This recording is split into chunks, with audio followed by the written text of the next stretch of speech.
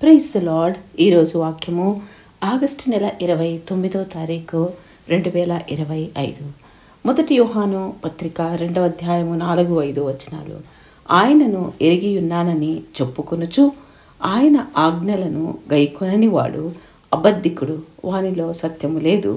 ఆయన వాక్యము ఎవడు గైకొనునో వానిలో దేవుని ప్రేమ నిజముగా పరిపూర్ణమాయను. క్రీస్తునందు ప్రేమైన సహోదర సహోదరిలారా, చాలామంది క్రైస్తవులు ఈ రోజుల్లో చాలా భక్తి గలవారమని చెప్పుకుంటున్నారు. కానీ నిజమైన భక్తి ఏంటి? నిజంగా మనం దేవునిలో ఉంటున్నామా? ఈ రోజుల్లో చాలామంది క్రైస్తవులు తాము క్రీస్తును అనుసరిస్తున్నామని చెప్తారు. క్రీస్తు అనుచరులు ఆయన ఆజ్ఞలను పాటించడం ద్వారా క్రీస్తును తమ జీవితాల్లో స్పష్టంగా చూపిస్తారు. నేను క్రీస్తును అనుసరిస్తున్నానని చెప్పే ప్రతి ఒక్కరూ నిజమైన క్రైస్తవులా? ఎవరికి వాళ్ళే పరీక్షించుకోవాలి.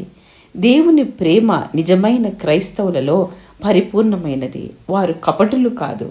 వారికి వేషధారణ ఉండదు. పైకొకటి లోపలొకటి మాట్లాడరు. వారికి అసూయ, కపటం, ద్వేషం, కోపం, పగ, స్వార్థం మొదలైనవి ఉండవు. వారు దేవుని రకమైన ప్రేమతో, అంటే డివైన్ లవ్ ఆఫ్ గాడ్ అనే దానితో ఇతరులను ప్రేమిస్తారు.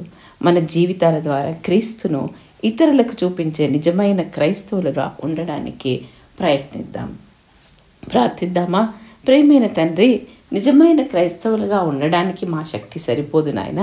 పరిశుద్ధాత్మ తండ్రి, మీరే సహాయం చేసి మాలో ఉన్న చెడునంతటిని తొలగించి నిజమైన క్రైస్తవులుగా మేము జీవిస్తూ ఇతరులకు క్రీస్తు ప్రభువును మా జీవితాల ద్వారా చూపించే కృప మాకు అనుగ్రహించమని యేసు ప్రభు నామములో ప్రార్థించి పొంది ఉన్నామని నమ్ముచున్నాము తండ్రి.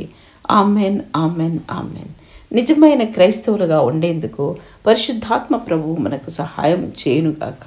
దేవుడు మిమ్మల్ని దీవించునుగాక.